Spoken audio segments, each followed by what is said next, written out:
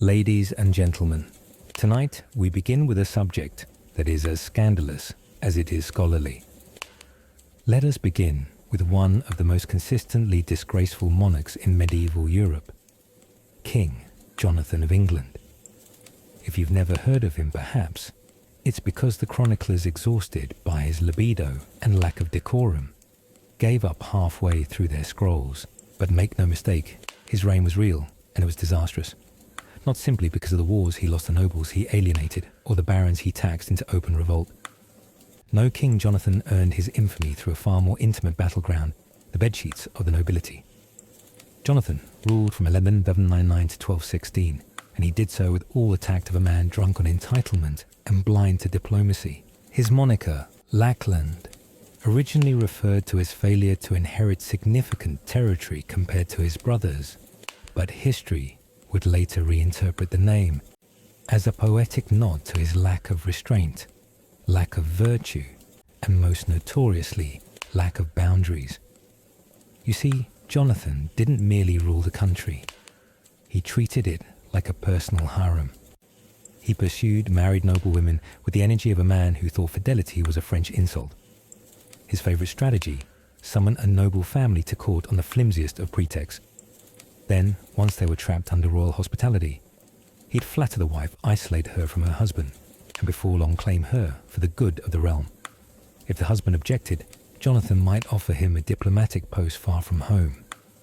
Or worse, he might accuse him of treason, forcing him into exile, while the queen consort of Ely became the latest guest of the royal bedchamber. It wasn't subtle, it wasn't romantic, it was crude, coercive, and known throughout the realm. So known, in fact, that barons began refusing to bring their wives to court. Some offered clever excuses. Others simply fled to their estates and refused the king's messengers altogether. If one's daughter was young, beautiful, or remotely available, she might as well have been wearing a sign that read, "Next victim." Queen Isadora, Jonathan's unfortunate second wife, was barely 14 when they married, though married in Jonathan's case meant occasionally acknowledged while he slept with her handmaidens. She endured his humiliations with remarkable silence, raising their children while watching her husband parade mistresses past her dinner table. And yet, even among the court, no one could restrain him. He was the king. He made the laws, and the laws were pliable. One of his most infamous conquests was Lady Eleanora of Hereford, a respected noblewoman whose family had long served the crown. Invited to court under the ruse of reviewing a land charter, she quickly found herself the subject of the king's relentless attention. Letters from a disgruntled court scribe describe how Jonathan would linger in doorways, invent reasons to summon her alone, and eventually had her placed in royal chambers for safety. Eleanora's husband, upon learning of this arrangement, tried to raise his household knights in protest. He was arrested for unruly conduct. Weeks later, Eleanora was with child. Scandal certainly, but more than that, it was strategic.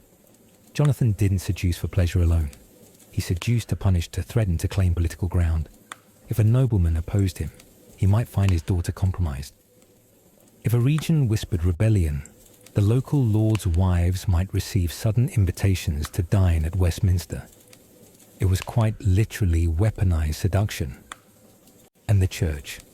Oh, the church was aghast, but also somewhat mute, because for all his sins, Jonathan made generous donations to the clergy.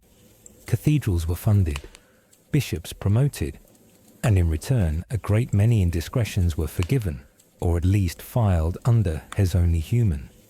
But the people were not fooled. They whispered, they joked, they cursed his name behind closed doors. In London, taverns, and Norfolk farmsteads, his exploits were told in rhyme and rumour.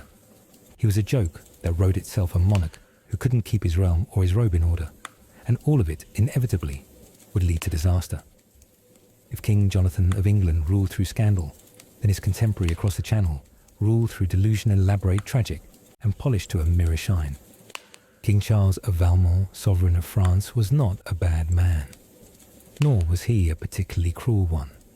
But as history would soon discover, he was also not entirely stable. He came to the throne young and burdened. At just 11 years old, he inherited a realm still recovering from the 100 Years' War. His father, a hulking, violent monarch, left Charles a legacy of paranoia and disjointed alliances. The boy grew into a handsome, courteous man, a hopeful contrast to the brutish rulers of the past. But within that fragile elegance was a mind teetering at the edge of collapse. The first signs came quietly: mood swings, sleepwalking, sudden terror at the sight of courtiers in bright colours. But then, the summer of 1392 changed everything. While on campaign through the forest of Le Mans, Charles was suddenly startled by a man who rushed toward the royal procession shouting a warning about betrayal. The king, already exhausted and overheated in armour, snapped. He turned on his own men, drew his sword, and attacked, slashing at knights screaming incoherently and killing several before collapsing. When he awoke, he had no memory of what he had done. Thus began the long, glittering descent of the man who came to believe he was made of glass. Not figuratively, not poetically, literally. King Charles was convinced his bones, his limbs, even his organs were made of fragile crystal. He would sit still for hours, afraid to move. He had iron rods sewn into his clothes to prevent his body from shattering. Courtiers were instructed not to approach too quickly, and under no circumstances were mirrors allowed in his presence. At one banquet, he reportedly burst into tears when a court jester performed a dance too close to him. "He nearly broke me," Charles whispered afterwards. Another time he screamed in horror when a serving girl dropped a plate near his foot. "If it had touched me," he muttered, "I would be scattered across the floor."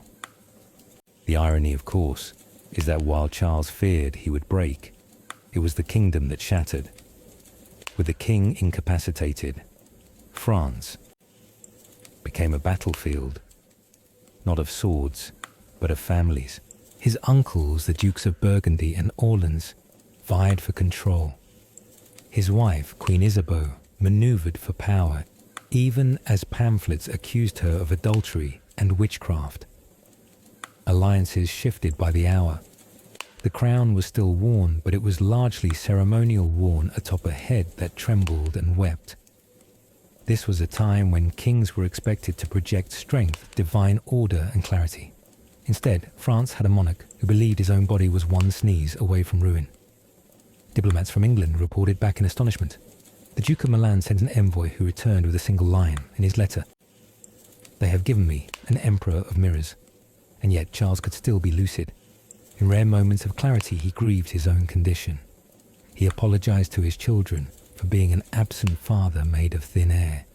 He begged his confessor to pray that God replaces this glass with bone. It was not madness rooted in cruelty. It was madness rooted in fear. One of the most tragic episodes came when his own son, the Dauphin, tried to bring his father out of one of his long silences. The boy, not yet 10, crept into the royal chamber and whispered, "Papa, if you are glass, then I'll be your pillow." Charles smiled. It was the last time he recognized the boy before descending into a catatonic winter that would last nearly a year. France endured but barely. The bureaucracy carried on like a merchant ship missing its captain, still afloat but dangerously off course. Documents were signed with a trembling hand. Orders were carried out based on rumors of what the king might have said. Policies were reversed. Nobles defected. Taxes soared. And in the background, the king sat in a quiet room surrounded by cushions, softly humming to himself, and terrified that a single cough might destroy him. In time, the court learned to manage him. They built a rotation of handlers, gentle voices, neutral clothing, padded furniture. His chamber became a kind of diplomatic zoo. Foreign ambassadors were allowed glimpses of him from a distance, reassured that His Majesty is engaged in reflective contemplation. He died eventually, not of shattering, but of infection. His body, human to the end, returned to dust like any other king's. But his legend outlived Hymen, Emperor of Crystal, in a time of steel and war. And while many remember him as mad, there were those who saw him differently. A fragile king, yes, but also a man whose brokenness revealed more about the cruel weight of monarchy than any sword ever could. In the heart of 14th century Iberia, where politics was sung through steel and whispered in the cloisters, ruled a man whose obsessions were as intense as his vengeance. King Pedro of Andaló came to power young and burning a man, forged by betrayal and bent toward extremes. Some called him Pedro the Just. Others with tighter lips called him Pedro the Cruel.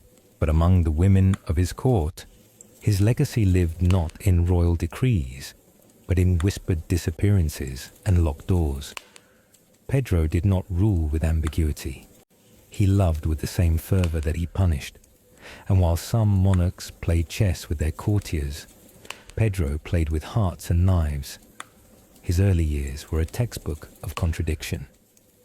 Born to a Castilian king and a noble mistress, Pedro was always a royalite, never fully legitimate in the eyes of the Spanish aristocracy. His stepmother, Queen Maria, made no secret of her hatred for him. His half-brothers circled like hawks, and when Pedro ascended the throne in his teens, he came with a single conviction: no one would control him again. He surrounded himself with allies from outside the court: Jews, Muslims, educated commoners, and fierce young knights who owed him everything. And at the center of this new royal circle was one woman, Lady Ines of Trastevere. Ines was not a noble by blood, but her beauty and wit eclipsed any pedigree. She spoke poetry like it was prophecy, danced like a declaration of power, and above all, she understood Pedro. He loved her obsessively, openly, and to the fury of the Castilian court exclusively. The nobles seethed. Ines, they claimed, had no place on the throne. She was branded a witch, a seductress, a usurper. But Pedro would hear none of it. He married her in secret, perhaps legally, perhaps not, and kept her near him at all times. When court ministers urged him to wed a proper princess, he did so, reluctantly marrying Princess Blanca of Navarre and locking her in a tower within days of the wedding. Blanca would remain there for years, barely visited, slowly fading from public memory. But Ines, she flourished for a while. The trouble began when Pedro left the capital to deal with rebellion in the south. In his absence, factions stirred. Nobles who had long resented Ines' influence saw their chance. Rumors spread of her conspiring with foreign powers, of poisoning advisors, even of enchanting the king. When Pedro returned, he found Ines arrested by his own mother and half-brothers, accused of treason and confined to a monastery. He demanded her release. The court refused. Days passed in standoff, and then Ines vanished. The official story claimed she had fallen ill and died quietly. But no burial was held, no body was shown, no final rites spoken. Pedro was told to move on for the good of the realm. Instead, he moved into rage. What followed was not governance but retribution. One by one, the nobles involved in Ines' arrest disappeared. Some were executed in public squares. Others found hanging from their own gates. Notes pinned to their chests in Pedro's unmistakable hand. Even his own mother was placed under house arrest. Her estates confiscated, her servants tortured for information. Ines was gone, but Pedro acted as if she still ruled beside him. He spoke of her in the present tense, commissioned portraits, wrote letters addressed to her. For a time, he dined alone in silence with her place set opposite his. It was grief, yes, but also a declaration she may be dead, but she was not defeated. Years later, Pedro took a new consort, Lady Maria of Portugal, but few believed she held his heart. His moods grew darker, his court more silent. Dissenters vanished overnight. The dungeons beneath the palace filled with the moans of former allies. And still, in the inner sanctum of the royal quarters, a portrait of Ines remained draped in silk, never touched by dust. The kingdom split. His half-brother Henry of Trastevere declared open rebellion. Foreign powers intervened. Civil war erupted. Pedro, once young and beautiful, now ruled over ashes, his soul corroded by grief and vengeance. And through it all, no one ever proved what happened to Ines. Some claimed she was buried in a secret crypt beneath the convent. Others swore they saw her escape to Morocco in disguise, but Pedro never believed she was truly gone. "She sleeps," he once told a priest, "and I am the dream she cannot leave." When he died murdered by his brother in a betrayal ironically worthy of his own tactics, his enemies tried to erase him. Statues fell, edicts were burned, but the stories remained. Stories of a king who ruled not with strategy, but with obsession. A man whose love outlasted memory. A reign where women disappeared not quietly, but as echoes in every stone chamber, every locked corridor, every mirror. Too dangerous to hang. The English throne has never lacked for controversy, but few monarchs turned affection into a political crisis with such reckless devotion as King Edmund of Northglen. His reign was not defined by conquest or diplomacy, but by whispers behind velvet curtains and blood spilled over silk-lined favoritism. From the very beginning, Edmund's kingship felt uncertain. He was not a warrior like his father, nor a shrewd statesman like his grandfather. He had a quiet demeanor, a generous soul, and an unfortunate tendency to become deeply publicly enamored with the wrong people, particularly young men of modest birth and extraordinary charm. His first favourite was Sir Percy Gaveston. Percy was a man of wit and daring bold in the tournament and magnetic in the court hall. He played the lute, he danced with foreign ambassadors' wives, and most importantly, he made the king laugh. Edmund adored him. He granted him titles, land, and scandalously, the earldom of Cornwall, a domain traditionally reserved for royal blood. The court gasped, the barons seethed, and the Queen Lady Isabella of House Ardent watched with a tightening jaw. They were inseparable. Wherever Edmund went, Percy followed. Banquets, hunts, council meetings, even royal audiences. When ambassadors from France came to negotiate trade rights, they were shocked to find Percy seated at the king's right hand offering unsolicited commentary on tariffs. At one point, Edmund gifted him an emerald-studded dagger, once owned by William the Conqueror, causing one bishop to mutter, "The king has given away history itself." But Percy was not subtle. He mocked the nobility. He flaunted his influence, and he made enemies quickly. The barons struck first. Led by the Earl of March and backed by several northern lords, they forced Edmund to exile Percy. The king wept. He delayed. But eventually, Percy was sent to Gascony. Months later, Edmund recalled him with fanfare, parading him through London like a conquering hero. The nobles, now openly furious, began speaking of rebellion. The Queen's patience broke. Lady Isabella had once hoped for a stable marriage, if not a romantic one. She brought a substantial dowry and valuable political alliances, but being sidelined for Percy or later, for the handsome and manipulative Hugh Despenrose, was humiliation beyond diplomacy. When Despenrose replaced Percy after his death, the cycle repeated. Edmund lavished him with honours, alienated his council, and ignored the slow disintegration of his rule. Despenrose was greedier than Percy, more ruthless and far more cunning. He amassed lands at the expense of other nobles. He oversaw the arrests of rivals. He even interfered with church appointments, placing his own clerics on high altars. The kingdom boiled. Taxes soared. Welsh lords rebelled. The Queen departed for France, ostensibly on diplomatic mission, but in reality, to plot. When she returned, she brought with her Roger of Montwyk, a hardened noble with no love for Edmund and less for Despenrose. Together, they raised an army under the banner of restoring dignity to the throne and removing the cancer that had infected it. Edmund fled. Despenrose was captured, dragged through the streets, and executed with a thoroughness that suggested years of resentment. His body was quartered, his name erased, his memory cursed from every pulpit between Kent and Carlisle. And the king, he was deposed. He spent his final years in quiet captivity, wandering the gardens of a remote castle, speaking to roses, and listening to the wind for news that would never come. Some say he was later murdered by agents of Montwyk, smothered beneath a pillow in the night. Others believe he died of melancholy. But what cannot be disputed is this: Edmund of Northglen ruled not as a sovereign of steel, but as a man of softness in a brutal age. His affections, his loyalties, his gaze, all pointed toward men who gave him comfort when the crown gave him none. In another time, he might have been a poet, a patron of the arts, a gentle soul in a peaceful world. But in the ruthless century that demanded iron and fire, Edmund ruled with ribbons and regrets. There are kings who lose their grip on power, and then there are kings who lose their grip on clothing.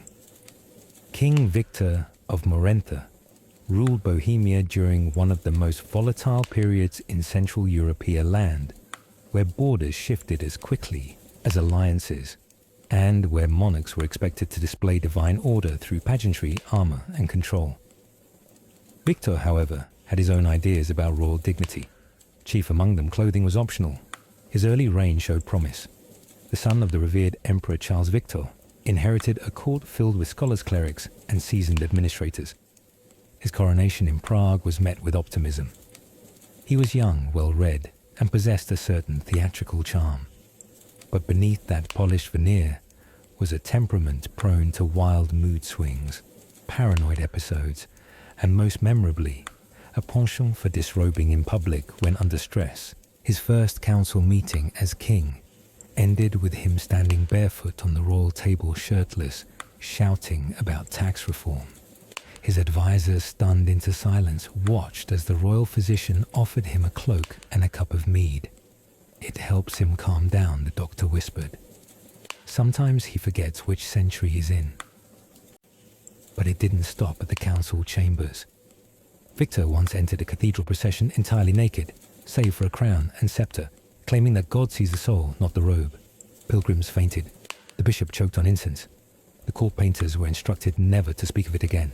He would appear at trials in slippers, at royal weddings, wearing hunting boots and nothing else as kissels. One nobleman reported being forced to debate grain tariffs with the king, who was seated cross-legged in a bath surrounded by ducks. "They quacked every time I made a point," the noble later wrote. And yet, Victor was not stupid. In lucid moments, he showed flashes of real insight. He implemented land reforms that protected smallholders. He funded universities and corresponded with scholars from Florence to Constantinople. But these brief windows of brilliance were overshadowed by erratic behavior that unsettled even his most loyal supporters. Foreign envoys began reporting strange rituals at court. The Venetian ambassador claimed Victor once held an entire diplomatic audience while submerged up to his chest in wine, declaring that only through wine could one speak honestly. The Polish crown, alarmed by repeated reports of a monarch who communes with geese, suspended formal relations entirely. At home, discontent grew. The nobles of Morenthia had tolerated eccentricity before. But Victor's behavior began to bleed into governance.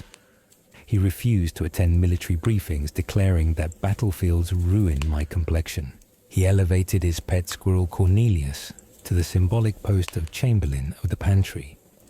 He once ordered a law passed that all official documents must be written in rhyming couplets to make bureaucracy more poetic. The final straw came during the feast of Saint Ludmilla, where Victor drank on honeyed spirits and, surrounded by masked musicians, leapt onto the banquet table, stripped off his ceremonial robes, and challenged the archbishop to a duel for theological dominance. The archbishop declined. The nobles, however, did not. Within weeks, a coalition formed, led by Duke Radek of Brno and supported by the increasingly embarrassed Queen Alberta. They placed Victor under voluntary sequestration in the royal castle of Hradweken. There, surrounded by trusted caretakers, Victor was allowed to garden, write poetry, and bathe as often as he liked alone.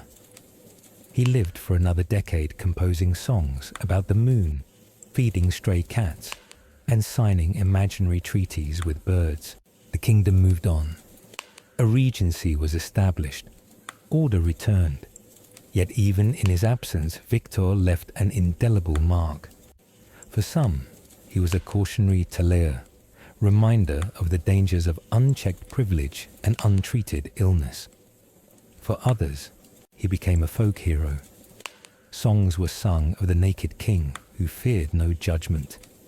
Farmers claimed he once danced through their fields blessing the wheat. Tavern-goers wore crowns made of straw and toasted to his most honest majesty. And in time, even historians softened.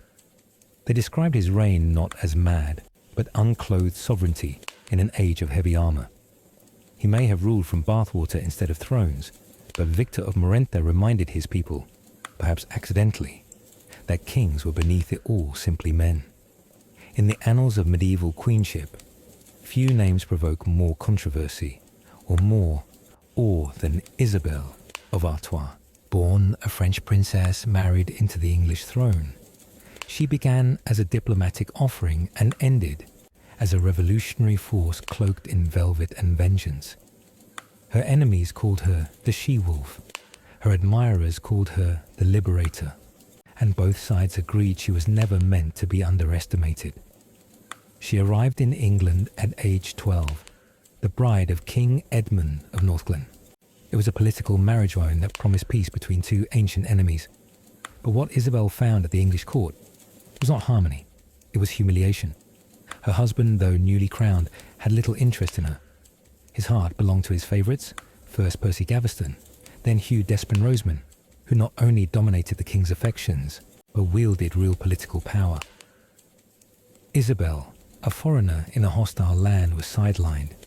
Her dowry was consumed, her opinions dismissed, her dignity frayed. For a time she bore it in silence.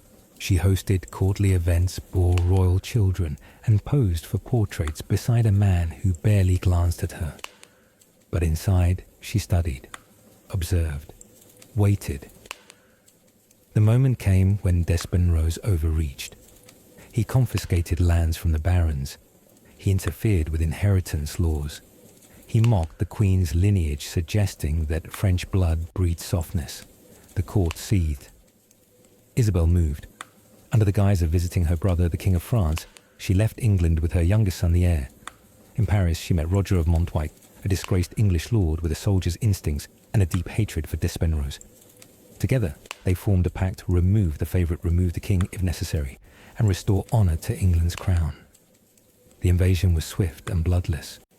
Towns opened their gates. Nobles defected. Edmund, abandoned and stunned, fled with Despenrose into the Welsh countryside. He was captured days later. Despenrose was not so lucky. Dragged from a monastery, condemned by Parliament, and executed with theatrical cruelty. Now Isabel held power, but she did not crown herself. Instead, she placed her son Edward on the throne as a boy king, ruling as his regent. It was a careful move meant to avoid accusations of usurpation. But in truth, Isabel reigned. She presided over councils and negotiated treaties, purged Despenrose's allies and replaced them with competent loyal administrators. Taxes were revised, the economy stabilized. For the first time in years, England breathed. And yet, peace does not guarantee permanence. Roger of Montois, her co-conspirator, and by now her lover, began to overstep. He demanded titles, gold, command of the royal army. The court murmured. The barons grew uneasy. Even young King Edward, now 15, began to chafe under his mother's guidance. The breaking point came during the Parliament of Westminster, where Montois proposed a new edict granting himself near dictatorial control over royal fortifications. Isabel supported it. Her son did not. That night, the boy king slipped from court, met with loyal knights, and issued a royal summons to the lords of the north. They answered. In a move that mirrored her own revolution, Isabel was overthrown peacefully, politely, but decisively. Montois was arrested and executed. The Queen was placed under house arrest at Castle Larchwood, given fine room servants and books, but no more power. She lived many years in quiet reflection. Visitors noted her sharp memory, her fondness for chess, and a refusal to speak ill of the son who had ended her rule. He did what I taught him, she once said. He acted like a king. Her legacy remains split. To some, she was a schemer who replaced one tyranny with another. To others, she was a woman who refused to be a partner strategist, a stateswoman, and a mother who bent history with both hands. but all agree without Isabel of Artois. England's crown would have cracked. She bled for peace, and then when peace turned its sword on her, she did not flinch. No court in Europe glittered quite like that of Burgundy under Charles of Orleans. Its tapestries shimmered with imported dye. Its halls echoed with music composed by masters whose names outlived their monarchs. Silk rustled like wind in the corridors. Candles burned so constantly that beeswax became a matter of state expense. And at the centre of it all stood Charles Parr, prince, part actor, part executioner. They called him the Gold Mask, though not always to his face. He wore it only on feast days, they said, or when delivering judgments, or when interrogating prisoners. No one could say for sure because the court was divided not by power, but by fear. Charles was born into wealth, but his appetite for control exceeded even his father's ambitions. As Duke of Orleans, he inherited one of the richest regions in Europe, a buffer state between France and the Holy Roman Empire. The lands were fertile, the cities wealthy, the people cultured. He turned them into a stage. Everything at court was performance. Trials were held in the Great Hall under theatrical lighting, with balconies assigned to various noble factions. Servants wore costumes matching the theme of the weak classical Rome biblical prophets, forest nymphs. Court musicians were instructed to improvise reactions to political news. When a noble betrayed the duke, their indictment might be sung in falsetto. But beneath the artistry there was violence. Charles had little tolerance for dissent. While his public court was a ballet of etiquette, his private dungeons were experiments in fear. The mask he wore, real gold-leafed and carved with a permanent smile, was said to be the last thing many saw before confessing. Some claimed it was enchanted, that its eyes wept blood.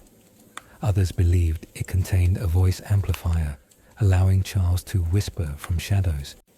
In truth, it was a proponent Charles used to distance himself from brutality. A duke does not kill, he once said. The mask does. One of his most infamous inventions was the mirror chamber, a room lined entirely with reflective glass where accused traitors were forced to watch replays of their crime reenacted by hired actors, while they stood shackled beneath a blinding chandelier. By the time Charles entered masked and flanked by silent guards, most had already confessed. But not all resisted, and that made Charles nervous. Among his courtiers rose Lady Yvette of Ardennes, a woman of fierce intellect and sharper tongue. She challenged his policies in coded poems, distributed underground pamphlets, and even composed a masque, satirizing his obsession with spectacle. When Charles discovered this, he summoned her not to prison, but to dinner. The evening was exquisite. Roast peacock, silver goblets, a harpist playing melancholy tunes. Then, midway through dessert, Charles requested a performance. To her astonishment, the curtain rose, revealing actors performing her own satirical mask. Word for word, gesture for gesture, her words, her wit laid bare. Charles applauded, smiled beneath the mask. Astonishing, he said. Your script deserves a proper ending. Yvette disappeared that night. Some say she was flayed alive. Others say she escaped in disguise, living as a nun in Prague. But most believed what they found later in the gardens. Her ring pressed into the soil beneath the statue of Apollo, the god of art, prophecy, and vengeance. As the years passed, Charles grew more paranoid. He trusted no one. Mirrors were banned from his personal chambers. He spoke through intermediaries. His meals were tasted by 5 separate servants, each from a different region. He ceased appearing in daylight altogether, holding court only by candlelight, behind veils or through the mask. Eventually, his enemies closed in. France invaded. The empire grew restless. Burgundy fractured. He died, not in battle, but from a fall during a private rehearsal. He'd been practicing a monologue from Orestes, wearing full regalia, standing on a makeshift platform when the boards gave way. His body was discovered hours later, the golden mask cracked beside him. The court was silent for days. Some mourned, some toasted, some simply walked away. But the legacy of Charles of Orleans endures, not in law or conquest, but in how easily spectacle can replace substance, how tyranny, when costumed in brilliance, can feel like art, and how a mask once worn long enough begins to feel like a face. By day, it stood as a monument to faith arches, stretching skyward, glass windows glowing with the stories of saints, stone gargoyles staring out across the Seine like silent sentinels. Notre Dame de Paris was the crown of Christian architecture, the pride of France, and the pulse of its spiritual authority. Pilgrims wept beneath its vaulted ceilings. Kings were crowned at its altar, and yet beneath the beauty and might, the nature, the incense, the hymns, the gold-leafed altarpieces, there was another Notre Dame, a hidden one, a darker one. The 14th and 15th centuries were not kind to faith, or rather, they were not kind to anyone whose faith didn't perfectly match the official script. The Catholic Church, facing growing unrest, feared heresy more than war. To question dogma was to crack the foundation of both heaven and throne. And so the Inquisition, already a blunt instrument, was sharpened in the halls of Notre Dame. It began quietly. A whisper here. A note passed to the archdeacon, a neighbour, saying a woman in their tenement no longer attended Mass. The accused were brought not to public squares, but into a narrow corridor beneath the cathedral's choir stalls. Few knew this passage existed. Fewer returned once taken inside. There, in cloisters far from daylight, trials were held, not trials of evidence, but of confession. Confessions extracted through threats, sleep deprivation, or worse. A monk named Brother Tien oversaw many of these proceedings. Cold, efficient, terrifyingly calm, he kept meticulous notes on parchment that reeked of smoke and mould. One of his surviving journals describes the case of Clara of Aulnay, a young laundress accused of moon prayers, a vague term, used for anything from astrology to herbal healing. Her interrogations lasted 6 days. By the end, she had confessed to speaking with spirits, conspiring with Jews, and seducing her priestess, likely invented under duress. Her sentence, silence. She was never seen again. The inquisitors were careful. Public burnings were reserved for high-profile cases, scholars, former clergy nobles who flirted with unorthodoxy. But the rest, they simply vanished. Some were relocated. Others were quietly executed in the catacombs beneath the city and listed as having died from illness or exile. The cathedral choir sang above as bones turned to dust below. Notre Dame became more than a church. It became a symbol, not only of spiritual grandeur, but of the power to judge in secret, to purge without appeal, to redefine truth with parchment and flame. Yet not all inside its walls obeyed blindly. There were dissenters. Among them was Father Mathieu de Rouen, a canon who began to suspect that the Inquisition had drifted far from God's mercy. He witnessed children questioned without cause, widows denied burial rites because their husbands had been accused, books burned not for heresy, but for containing ideas in Greek. He confronted Brother Tien in private. Their conversation, preserved in a marginal note by a younger monk, reportedly ended with the words, "You fear God," Tien said, "but I serve his sword." To which Mathieu replied, "Then may your sword never touch my altar." Weeks later, Mathieu disappeared during Vespers. His shoes were found beside the Seine. Despite its darkness, Notre Dame was never monolithic. It was layered like faith itself. For every zealot there was a humanist. For every tormentor, a quiet protector. Records show some inquisitors deliberately botched cases to protect the accused. Others smuggled prisoners out under cover of night, forging exile papers or disguising them as monks. But such mercy was rare, and never recorded officially. By the late 1400s, the Inquisition lost some of its teeth. The Renaissance was blooming. Kings sought learning over fear, and within the cathedral the focus shifted back toward beauty, music, sculpture, the written word. But the foundation remained. Beneath the stone saints and stained glass, those silent corridors still wound through limestone and memory. Visitors today marvel at Notre Dame glory. They gaze upward, they light candles, They take photos near the transept. Few look down. Few wonder what lies beneath. They were once the sword arm of Christendom, soldiers sworn to poverty, obedience, and chastity, yet whose coffers overflowed with gold, whose castles dotted every kingdom from Scotland to Syria. The Knights Templar, founded to protect pilgrims and holy sites, had become something else entirely by the 14th century. A military order turned banking empire cloaked in ritual and soaked in myth. By the time King Philippe of Lis looked upon their wealth, he saw not piety but a threat. The Templars had grown rich through trust. Monarchs deposited fortunes in their vaults. Merchants used their credit notes.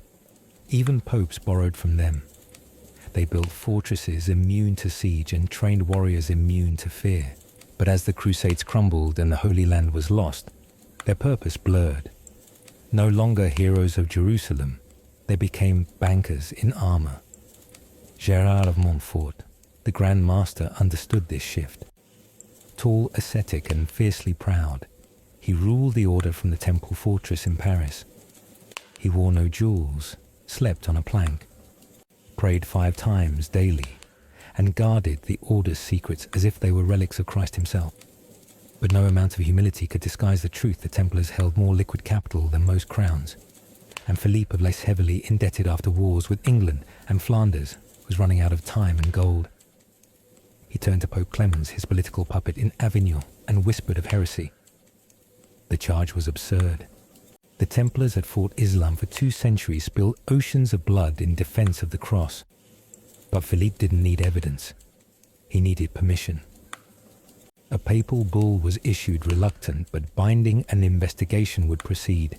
On Friday, the 13th of October, 1307, dawn broke on the reckoning. In a coordinated sweep across France, knights were arrested, castles seized, vaults emptied. Gerard of Montfort and dozens of high-ranking brothers were shackled and dragged before inquisitors. The charges were surreal: worshipping idols, spitting on the cross, kissing each other's backsides during initiation. But the purpose wasn't theology, it was extraction. Under torture thumbs, crushed joints, dislocated fire applied with precision, many confessed. Yes, they said we denied Christ. Yes, they said we performed obscene rituals. And yet, outside the torture chambers, most quickly recanted. I lied, they said. I confessed what they wanted. Please, God knows the truth. The Pope hesitated. Other kings across Europe were unconvinced. In England, in Aragon, in the Holy Roman Empire, the Templars were largely found innocent. But in France, under Philippe Iron Hand, the verdict had been written before the trial began. For 7 years, Gerard endured imprisonment, interrogation, and humiliation. He never confessed, not once. He maintained the innocence of the order, even as his brothers were burned one by one in the fields outside Paris. He was by then a ghost thin pale but unbroken. And then, in 1314, Philippe made a decision. Enough was enough.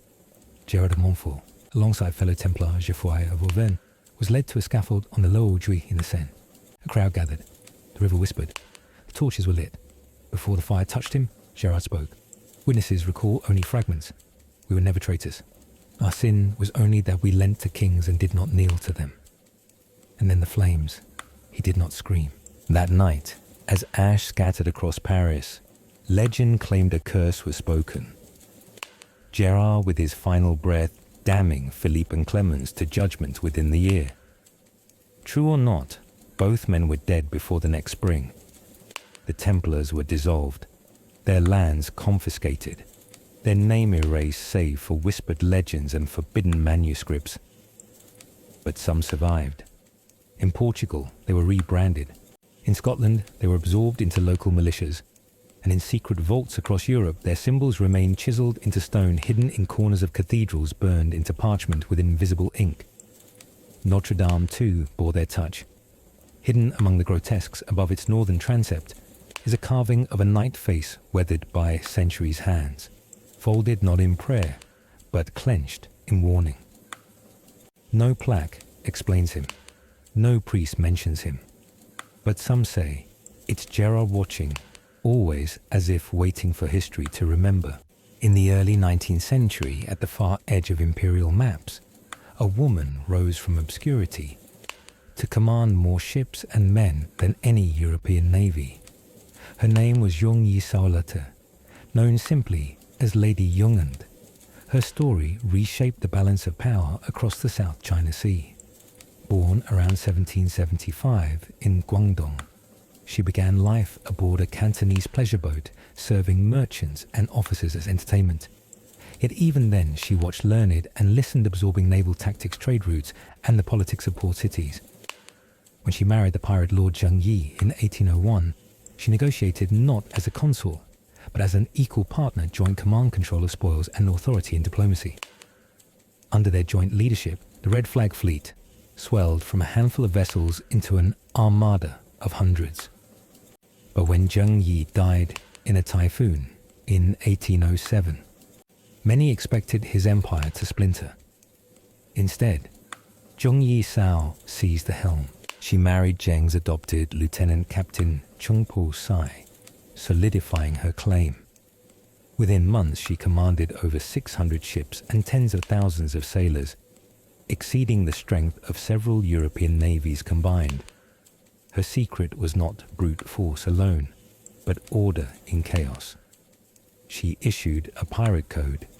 Loot division captains received 20%, crew shared the rest. Disciplined desertion meant ear removal and public shaming. Theft from the common fund meant death. Conduct sexual violence punished by execution. Kidnapping forbidden without permission. This code bound her followers not merely by fear, but by fairness. Villagers under her protection paid tribute in exchange for safety. Many preferred her rule to that of corrupt Qing officials. The Qing Navy, repeatedly humiliated by ambushes and shallow water traps, appealed for help. British and Portuguese ships joined the hunter advanced vessels bristling with cannons. Yet they lacked Jung's local knowledge and unity of purpose. Time and again, her fleet outmaneuvered them, capturing ships and integrating them into her armada. By 1810, exhaustion and attrition pressured Lady Jung. Supplies waned, alliances frayed.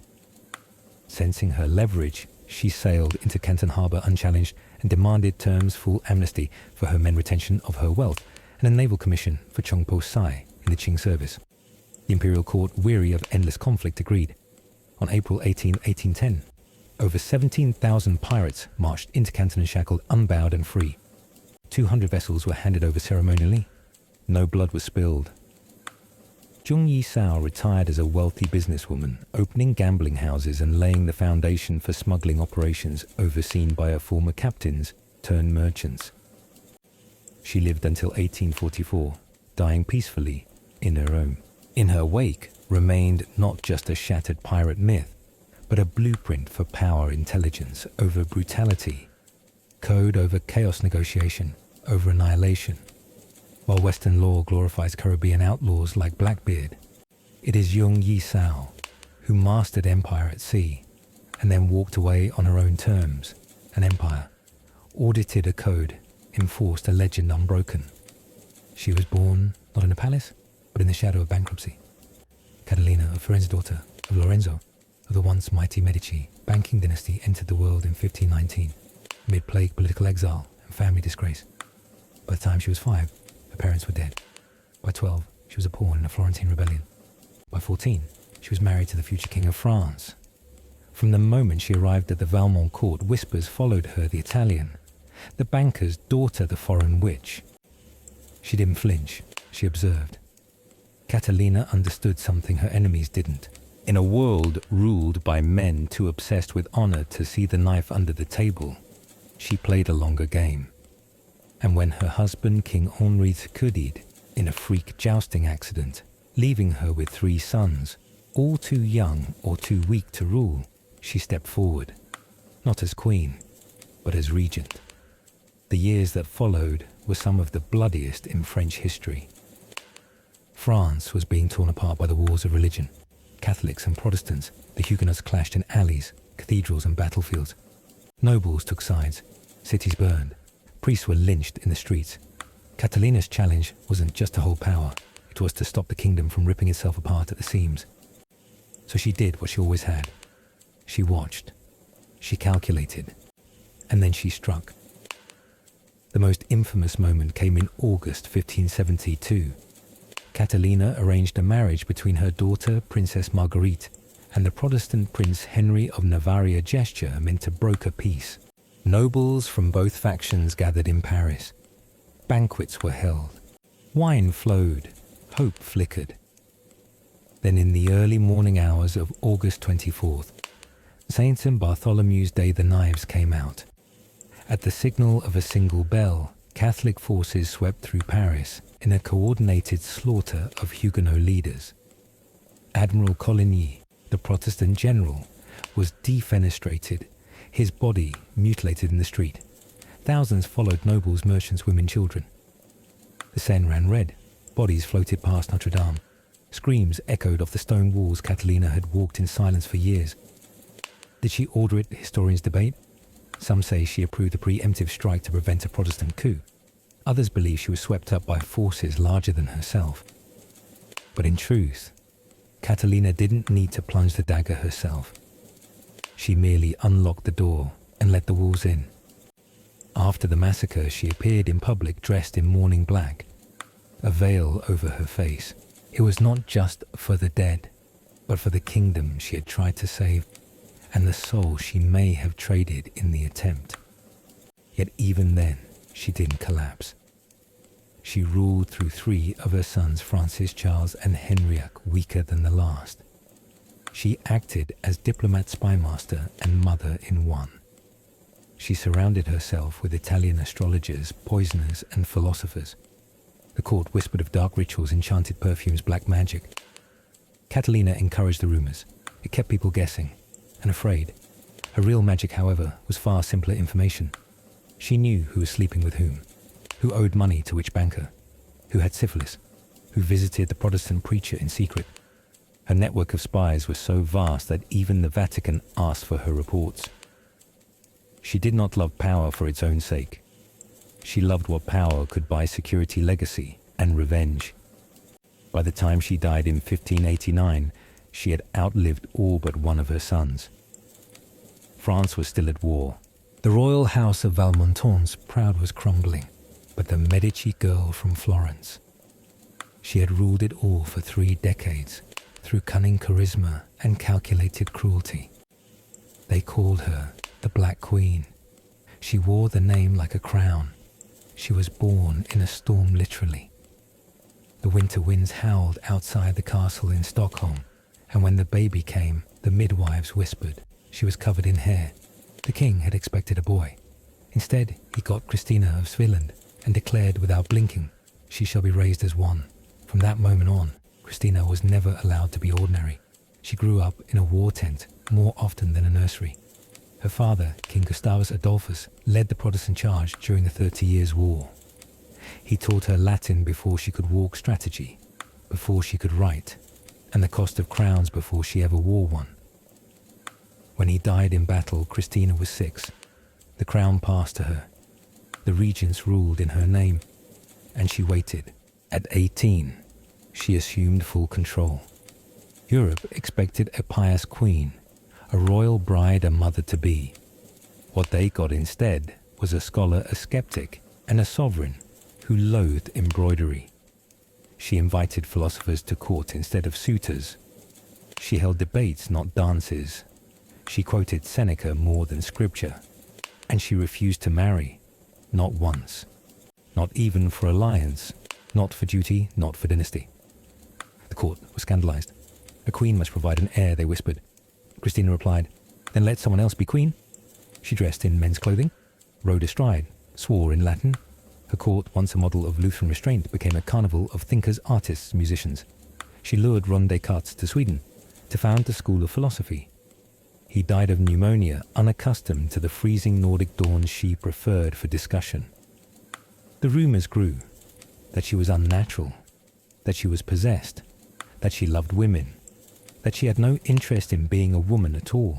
Christina smiled and did not explain. Then in 1654, after only 10 years on the throne, she gathered, her council stood in full regalia. and calmly abdicated. "I was born free," she said. "I will die so." She removed the crown from her head, walked down from the dais, and left Sweden forever. But that was only the beginning.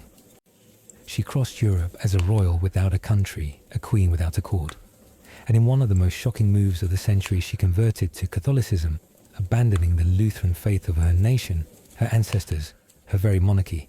She took the name Maria Christina Alessandra and was welcomed into the Vatican like a conquering general. But even Rome wasn't ready for her. She defied every expectation. She refused to marry even now. She engaged in fierce correspondence with Jesuits, challenged cardinals, questioned relics, funded operas, and advocated for Jewish and Muslim scholars to be allowed in theological debate. She walked alone at night, carried a dagger, slept on the floor, left her servants confused, nobles frustrated, and ambassadors enchanted. In Paris, she scandalized the court by appearing in trousers and boots at a royal reception. In Naples, she allegedly duelled a Spanish noble who insulted her honor. In Rome, she founded an Academy of Letters and was rumored to have maintained romantic friendships with both men and women, none of which she confirmed or denied. She became a riddle in velvet. At her death in 1689, she was buried by papal decree in St. Peter's Basilica, the only woman ever laid to rest there among popes and saints. No heirs, no kingdom, no apologies. Christina of Svealand refused to live by the map drawn for her. She burned it, then wrote her own. And in the ashes, she built a legend. She didn't look like a warrior. She had no bloodline, no training, no armor worth the name. She couldn't read. She couldn't write. She was 17 and smelled of sheep. But when Joan of Lyriac walked into the court of the Dauphin Valmont in 1429, with mud on her boots and conviction in her eyes, everything changed. France was dying. The English had taken vast swathes of land. The Burgundians had betrayed their fellow Frenchmen, and the Dauphin Charles of Valmont was hiding in Chinon, too cowardly or too cautious to seize his throne. The city of Orléans was under siege and the soul of France trembled behind its walls. And then came Joan. She claimed no noble heritage, only that she was sent. She said there was a reason Orléans hadn't fallen, that the Dauphin still had a path to realms, that France wasn't finished, just faithless. The court laughed, but not for long. There was something about her. Not beauty, not charisma, force. Even generals who scoffed at her found themselves listening. Even cynical bishops hesitated. She spoke with certainty, as if history had already happened and she was merely explaining it. Reluctantly, they gave her armor. More reluctantly, they gave her men. They expected her to fail. She did not. In May 1429, Joan rode to Orleans, pennant, fluttering like a flame, and within 9 days, the siege was broken. French morale soared. She led from the front, rallying troops who had forgotten what hope sounded like. She didn't strategize so much as ignite. Her presence alone seemed to shift the wind, and she didn't stop there. She insisted that Charles must be crowned in Reims, the sacred rite that would legitimize him. The path was dangerous, crawling with English forces and unfriendly towns. The council objected. Joan stared them down. They marched. Town after town opened its gates. The crown that had once seemed unreachable now shimmered on the horizon. When Charles finally reached Reims, it wasn't his nobles who placed him on the throne. It was Joan, the peasant girl, who stood beside him in the cathedral. Her banner held high. She had done what armies, alliances, and decades of war could not. She gave France back its king, but power is rarely kind to those who shake it. Joan was becoming too popular, too symbolic, too hard to control. The nobility began whispering. Was she inspired or dangerous? Did her victories reflect divine favor or political threat? In 1430, during a skirmish near Compiègne, she was thrown from her horse and captured by Burgundian troops. They sold her to the English. Her trial in Rouen was a farce dressed in formality. They charged her with heresy, witchcraft, cross-dressing, insubordination, anything that could strip her of sainthood in the eyes of the people. She was interrogated for months, held in chains, denied counsel. When asked why she wore men's clothing, she answered simply, "To protect myself." They pressed her to recant. She wavered, then retracted. They found her guilty. On May 30th, or 1431, Joan of Lyriac was tied to a stake in the marketplace. She was 19. As the flames rose, witnesses reported. She did not scream, only murmured the name of her king. The English thought they'd killed a witch. Instead, they made a martyr. 20 years later, the French church retried her case posthumously. They declared her innocent. A century later, she was beatified. 500 years after that, she was canonized. But long before sainthood, she had already become more than a woman. She was a symbol, a paradox, a sword held by someone who never should have been near one, but who wielded it with terrifying clarity. France remembers Joan of Lyriac not because she heard voices, but because when history handed her nothing, she demanded everything. And for a brief, blinding moment, the world obeyed. To the common eye, it was just a bird. A sleek raptor perched on a gloved hand, hooded in leather, silent and sharp. But in the courts and castles of medieval Europe, falconry was far more than sport. It was power coded in feathers. Every noble house had its birds, and not just any bird-specific breeds, ranked in strict hierarchy. The gerfalcon was reserved for kings, peregrines for princes, sakers for knights. No peasant could legally own a falcon, just as no squire could wear ermine. To fly a bird above your station was to invite punishment or at least suspicion. The training of a falconer took years, but the symbolism took generations. When Lady Eleanor of Carwin appeared at the royal hunt with a white gerfalcon on her wrist, it wasn't mere vanity. It was a declaration: "I know I am being watched, and I do not fear you." The court took note. The rituals were elaborate. Before a hunt, falconers whispered to their birds in tongues more like liturgy than commands. "Be with the Jess," they'd say, "fasten the leather straps. Hood the fury. Weather the fire." The birds were starved lightly to sharpen their focus, fed by hand, flown by whistle. But even in this pageantry, falconry exposed something deeper about its human practitioners. Control. The hood was the first symbol blind obedience imposed from above. The jesses, the leather bindings at the bird's feet, spoke of restraint wrapped in beauty. The bell tied to the leg, constant surveillance. Even in flight, the bird never truly escaped. It was trained to kill yes, but only when permitted, to return immediately, to trust the hand even if it trembled. Nobles watched these birds with a fascination bordering on obsession. Kings commissioned manuscripts about their care. Poets compared women to kestrels. Lovers gifted hoods embroidered with silk as tokens of devotion or dominance. Yet the birds were never tamed, only conditioned, and sometimes they broke. One account from the court of Duke Maric of Avalon tells of a merlin who mid-hunt turned on its handler, clawing his face open before flying into the clouds. The duke wept not for the falconer, but the loss of a creature that knew him better than his wife. Falcons knew secrets. They were kept closer than pages, than counselors, than spouses. They heard the whispers during royal councils. They sat silently as treason was discussed. When Queen Isolde of Verdun was rumoured to have conspired with her cousin against the regent, it was said she passed messages in hollow jess bells. A bird flew nightly between towers.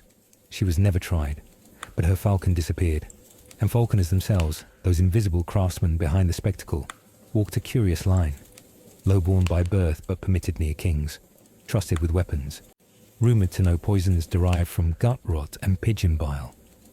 They were the last to speak, but the first to disappear if politics turned. To be a royal falconer was to be essential and expendable. Yet for all its grandeur, falconry was also deeply human. It spoke to a longing among lords and ladies caged by etiquette for something untamed. In a world of velvet lies and forged loyalties, the falcon was truth, fierce, direct, unapologetically savage. You could mask your face. You could lace your words. But when the bird flew, everyone watched. And for a few fleeting moments, as it soared into the pale sky over battlefield or forest, the entire medieval order held its breath. Because if the falcon did not return who truly held the power, she was born into scandal before she even had a name.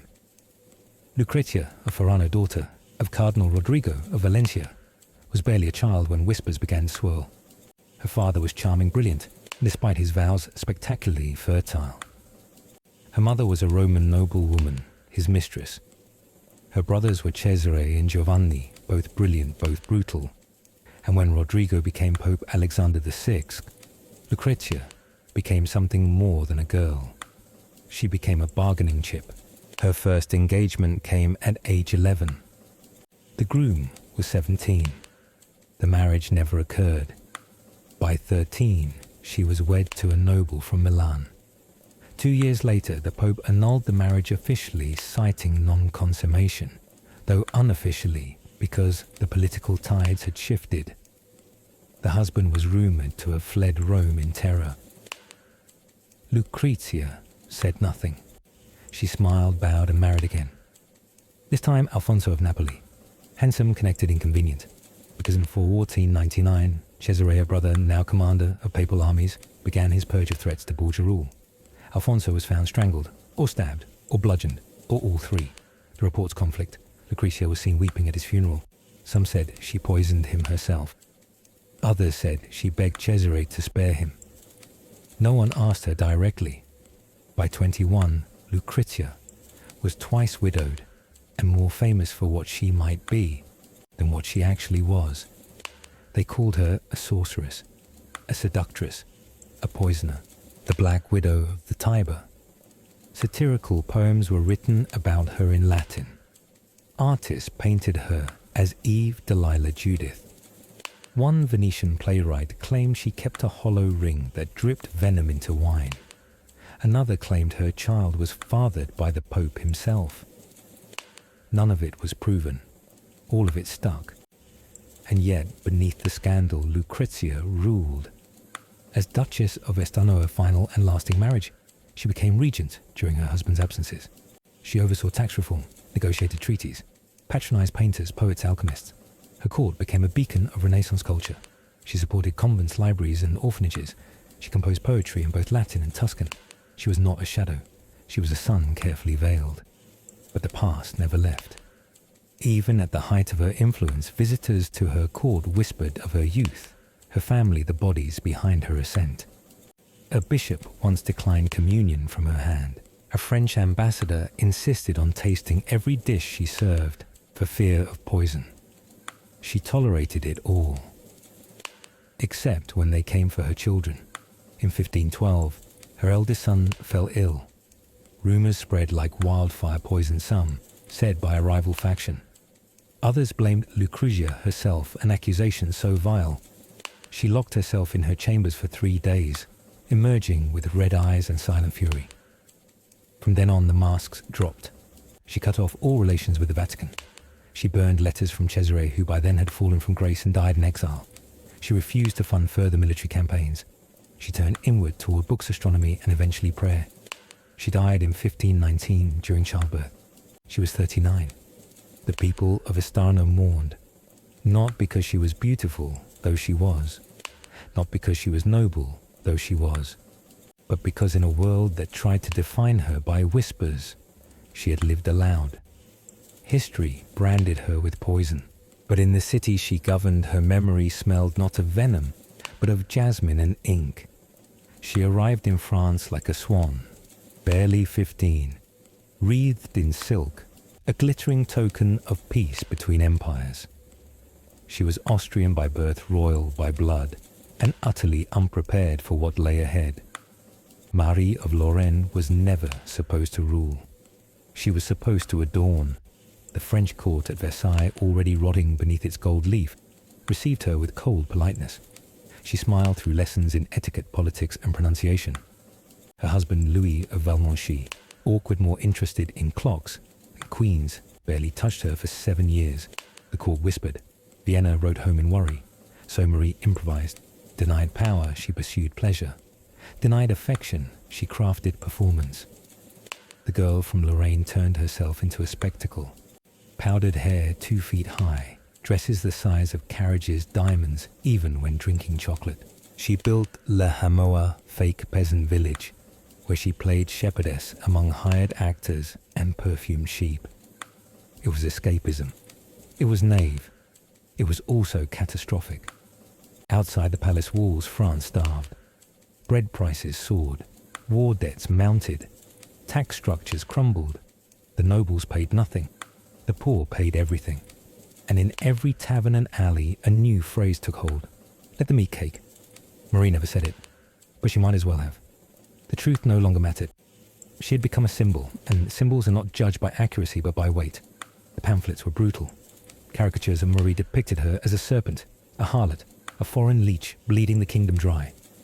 They accused her of incest, espionage, and witchcraft. Her habits masked balls, gambling operas, milk baths, became weapons in the hands of angry journalists. She was not ignorant. She simply didn't know how to stop. And when a revolution came in 1789, it was not with a roar but with a murmur that grew. The Bastille fell. The court panicked. Louis hesitated. Marie did not. She urged him to act, to flee, to fight. He didn't. In 1791, they attempted escape in a gilded carriage disguised as commoners. The plan failed before noon.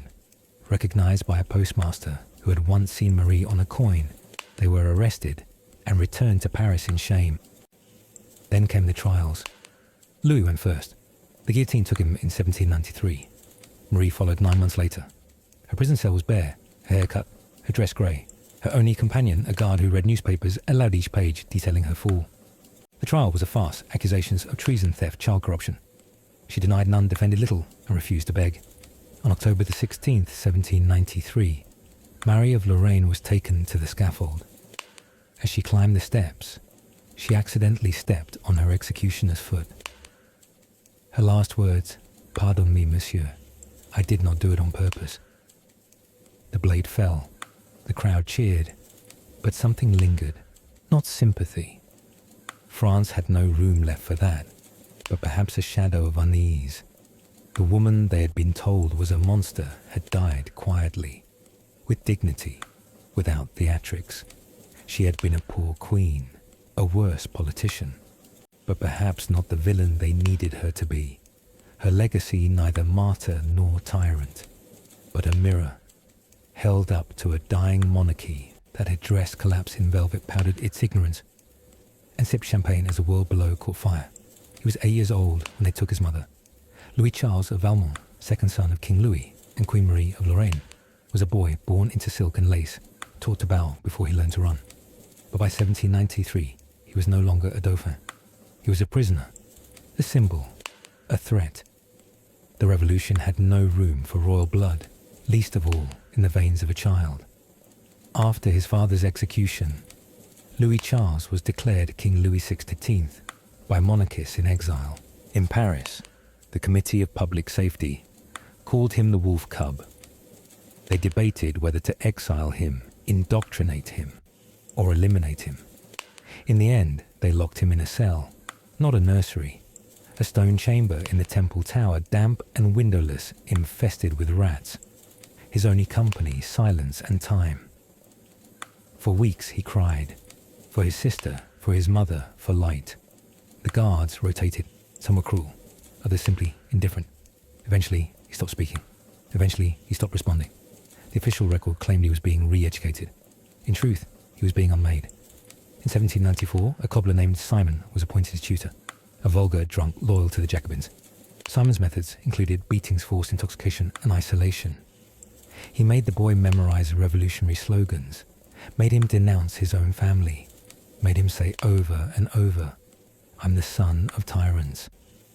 By the time Simon disappeared, likely guillotine Louis Charles no longer resembled a prince, and then he vanished. For 2 years, no one outside the prison saw him. No doctors, no clergy, no officials from the National Assembly. Reports conflicted. Some said he died of tuberculosis. Others said he went mad. One guard claimed the boy stopped eating. Another claimed he escaped. Yet another claimed the boy who died in the temple wasn't Louis Charles at all. In 1795, after the Thermidorian reaction, the prison doctor announced the child had succumbed to illness. He was buried in a pauper's grave unmarked.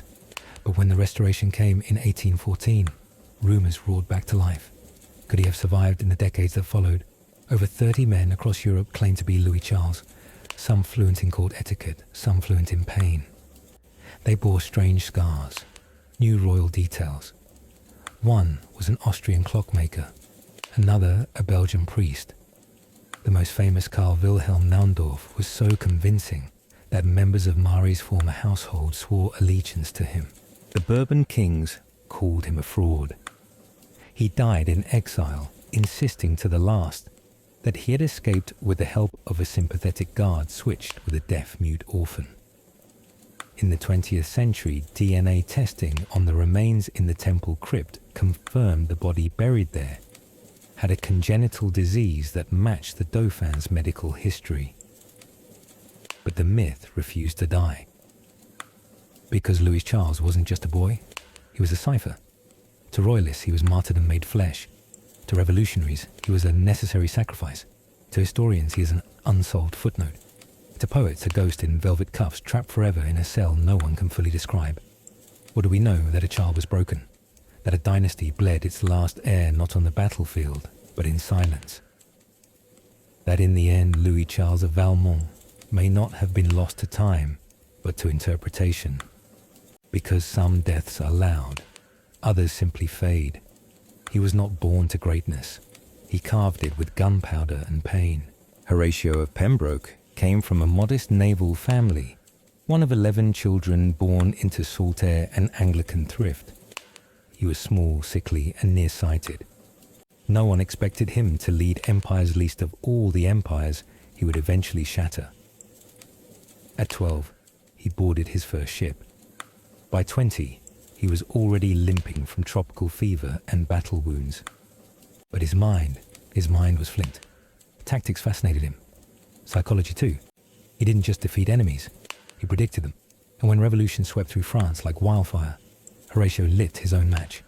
He rose swiftly through the Royal Navy, not because of patronage, but because he won, and because his men from lieutenant to powder monkey would follow him into hell. He led from the bow, not the rear. He wore no body armor. He fought alongside his sailor's blade-drawn coat aflame with brass buttons and daring. He lost his right arm at Tenerife, lost the sight in one eye at Calvi, lost none of his fury. When the Battle of the Nile came in 1798, Horatio turned what should have been a bloodbath into a masterpiece of naval choreography. His ships crept behind the French line in darkness, blasting them from both sides by sunrise. The sea itself seemed to side with him. France's Mediterranean fleet ceased to exist. England gasped and fell in love, but not only with his victories. While in Naples recovering from his wounds, Horatio met Lady Emma Hamilton, wife of the British ambassador. She was beautiful, brash, and fluent in artifice. The two became inseparable. Their affair scandalized London. Parliament whispered, Admiralty frowned, but the public, perhaps sensing a touch of Shakespeare in the tale, devoured every detail. The hero, the mistress, the empire. It couldn't last. In 1805, as Napoleon threatened England's survival, Horatio was recalled for what would become his final performance. At Trafalgar, he faced a Franco-Spanish fleet of superior size and firepower. His strategy, madness by the books.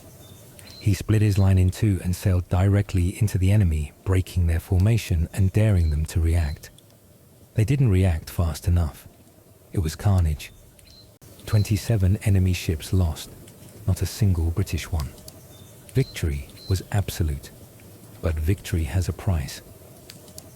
A French sniper hiding in the rigging of the Redoubtable spotted the Admiral's gold-trimmed coat and fired.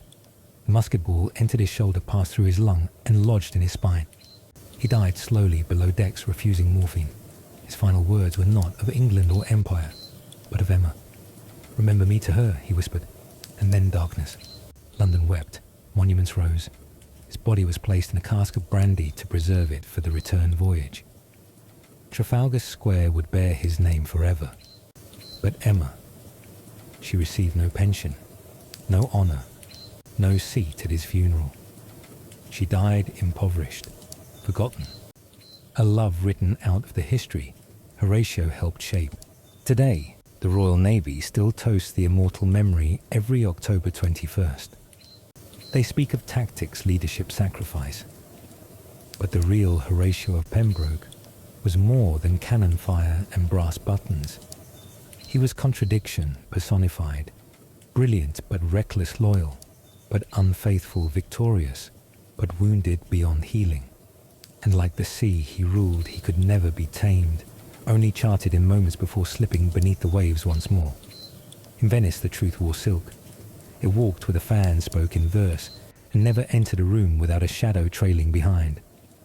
Power here didn't march, it glided, through gilded corridors, across bridges of sighs, beneath chandeliers and lies.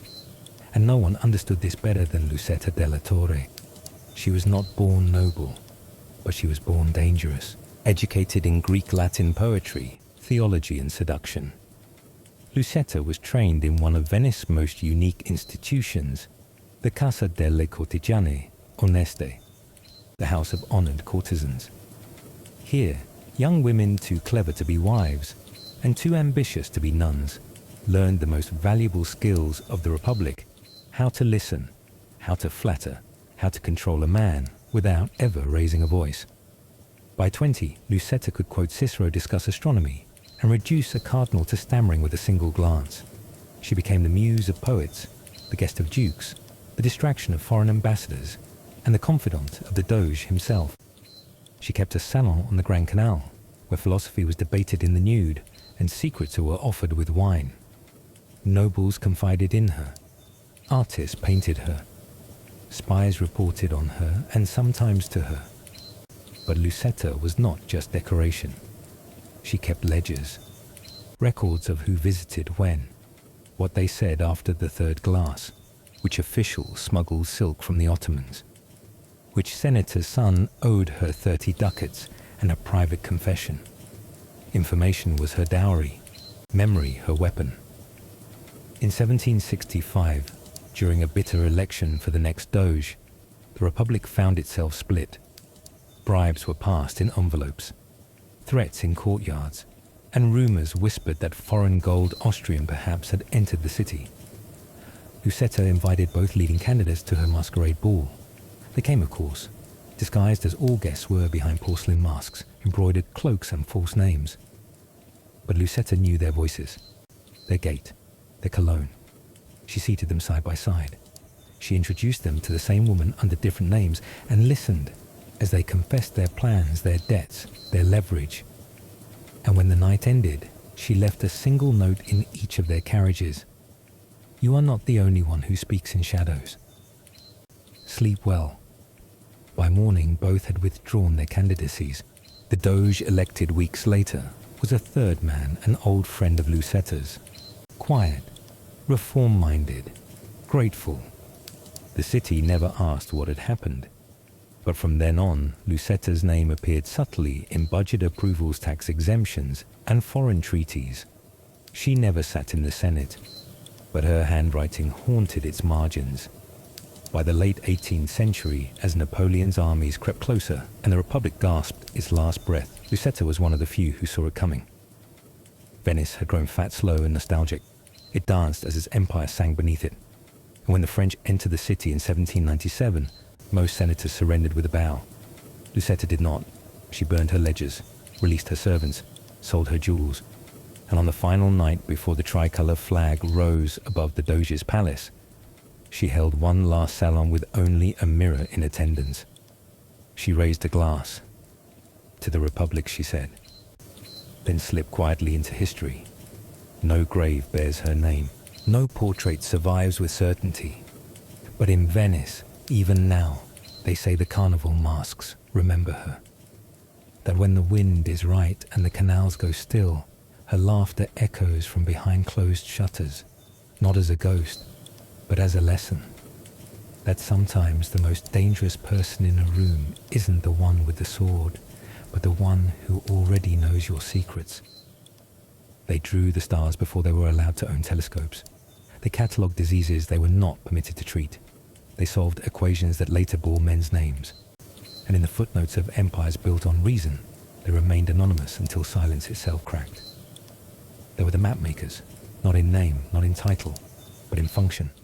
They charted what no one else dared, the limits of visibility, the boundaries of thought, the edges of discovery. And they did it from the margins, from kitchens, convents, observatories, and sometimes behind locked doors. Take Margareta Volta, for instance. In 1722, in a candlelit corner of Leiden, she began recording patterns in tulip pigmentation under a primitive microscope. Her notations on cellular division predated Schleiden's by over a century. Her notebooks were found in a cabinet after her death, repurposed as scrap paper for a local apothecary. Or Isabelle de Clermont, who corresponded with chemist Antoine Lavoisier under a male pseudonym. Her analysis of combustion was dismissed in public only to appear months later in Lavoisier publications. Her name was never cited. Her ink, recognizable only by a smudge she left on every third page, was later traced by modern archivists. And then there was Haiyu Lin, the botanical prodigy in the court of the Qing Emperor. At 15, she identified over 200 herbal interactions and drafted protocols for cross-regional drought-resistant farming. Her treatise was presented under her uncle's name, who admitted in private letters that my niece sees things the soil will not tell me. Their silence wasn't consent. It was architecture. Universities admitted men. Journals published men. Positions funding lectureships and the very right to ask questions allowed all male. So women wrote in code, in margins, in footnotes, or to each other in letters buried beneath layers of embroidery. But still they wrote, they observed, and they remembered. In 1848, Ada of Lovell, now better known as Ada Lovelace, wrote the world's first algorithm intended for a machine that didn't yet exist. She called it poetical science, the marriage of logic and imagination. When the analytical engine was eventually built, it was her notes, not Babbage's, that made it work. Yet even in her own time, she was dismissed as a brilliant assistant. She was not an assistant. She was the first programmer. And she wasn't alone. In the early 20th century, a group of women known as the Harvard Computers, Henrietta Swan, Leavitt, Annie Jumpcannon, and others classified hundreds of thousands of stars by hand, giving astronomers the tools to measure cosmic distance. The universe expanded, but their salaries did not. In labs across Europe, women refined vaccines, discovered chromosomes, split atoms, and were cited in acknowledgements, if at all. And yet, they persisted, because truth doesn't care who holds a pen, only that someone keeps writing. Today, scholars dig through archives and find these names.